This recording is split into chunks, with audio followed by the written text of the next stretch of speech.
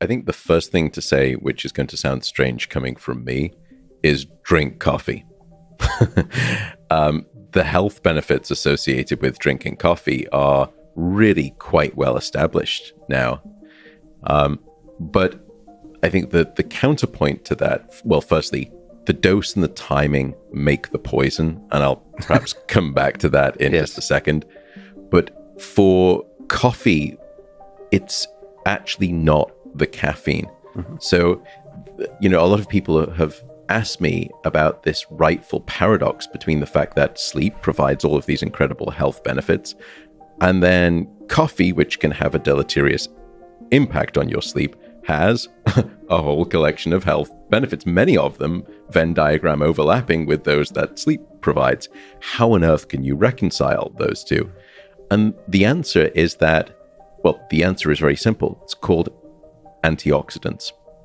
That it turns out that for most people in Western civilization, because of diet not being quite what it should be, the major source through which they obtain antioxidants is the coffee bean. So the humble coffee bean has now been asked to carry the astronomical weight of serving up the large majority of people's antioxidant needs.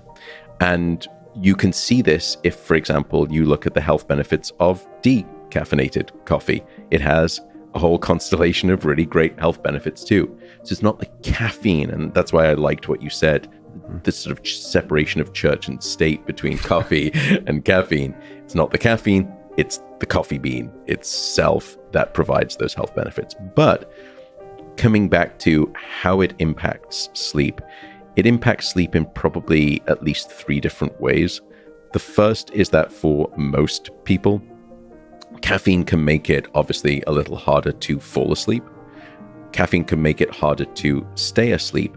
But let's say that you are one of those individuals, and I think you are, and you can say, look, I can have 3 or 4 espressos with dinner and I fall asleep just fine and I stay asleep soundly across the night, so there's no problem.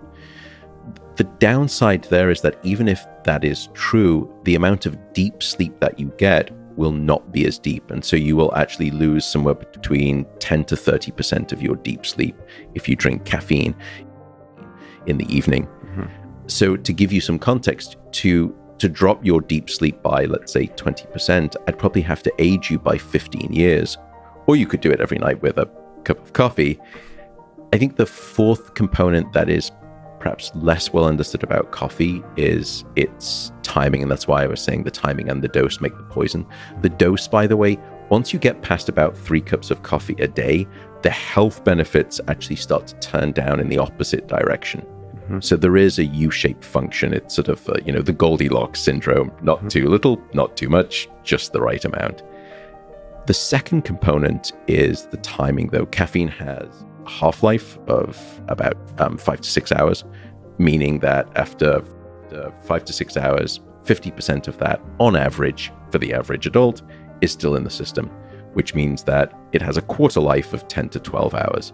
So in other words, if you have a coffee at noon, a quarter of that caffeine is still circulating in your brain at midnight. So having a cup of coffee at noon, one could argue, is the equivalent of tucking yourself into bed at midnight, and before you turn the light out, you swig a quarter of a cup of coffee. But that doesn't still answer your question as to why are you so immune? So I'm someone who is actually, unfortunately, very sensitive to caffeine. And if I have, even 2 cups of coffee in the morning, I don't sleep as well that night. And I find it miserable because I love the smell of coffee. I love the routine. I love the ritual. I think I would love to be invested in it. It's just terrible for my sleep, so I switched to decaf. There is a difference from one individual to the next, and it's controlled by a set of liver enzymes called cytochrome P450 enzymes. And there is a particular gene that if you have a different sort of version of this gene, it's called CYP1A2. That gene will determine the speed of the clearance of caffeine from your system. Some people will have a version of that gene that is very effective and efficient at clearing that caffeine. And so their half-life could be as short as 2 hours rather than 5 to 6 hours. Other people, hands up Matt Walker, have a version of that gene that is not very effective at clearing out the caffeine, and therefore their half-life sort of sensitivity could be somewhere between 8 to 9 hours. So we understand that there are individual differences, but overall, I guess the top line here is drink coffee and understand that it's not the caffeine, it's the coffee that's the benefit, and the dose makes the poison. Is there Not how the body is able to get rid of the caffeine, but it does alter how sensitive the body is to the caffeine. And it's not at the level of the enzyme degrading the caffeine. It's at the level of the receptors that caffeine will act upon. Now, it turns out that those are called adenosine receptors, and maybe we can speak about what adenosine is and sleep pressure and all of that good stuff. But as you start to drink more and more coffee, the body tries to fight back. And it happens with many different drugs, by the way, and it's called tolerance. And so one of the ways that your body becomes tolerant to a drug is that the receptors that the drug is binding to, these sort of welcome sites, these sort of, pitcher mitts, as it were, that receive the drug, those start to get taken away from the surface of the cell. And it's what we call receptor internalization. So the cell starts to think, gee whiz, there's a lot of stimulation going on. This is too much.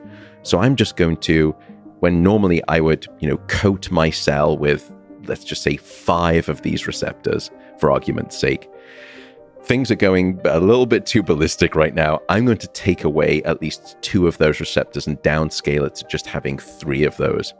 And now you need 2 cups of coffee to get the same effect that 1 cup of coffee got you before.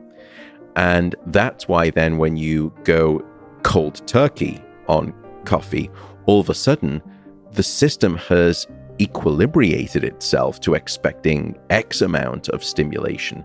And now all of that stimulation is gone. So it's now got too few receptors and you have a caffeine withdrawal syndrome. And that's why, for example, with, drugs of abuse, things like heroin, when people go into abstinence, as they're sort of moving into their addiction, they will build up a progressive tolerance to that drug. So they need to take more of it to get the same high. But then if they go cold turkey for some period of time, the system goes back to being more sensitive again. It starts to repopulate the surface of the cell with these receptors. But now when they reuse and they fall off the wagon, if they go back to the same dose that they were using before, 10 weeks ago or 3 months ago, that dose can kill them. They can have an overdose. Even though they were using the same amount at those 2 different times, the difference is that it's not the dose of the drug, it's the sensitivity of the system.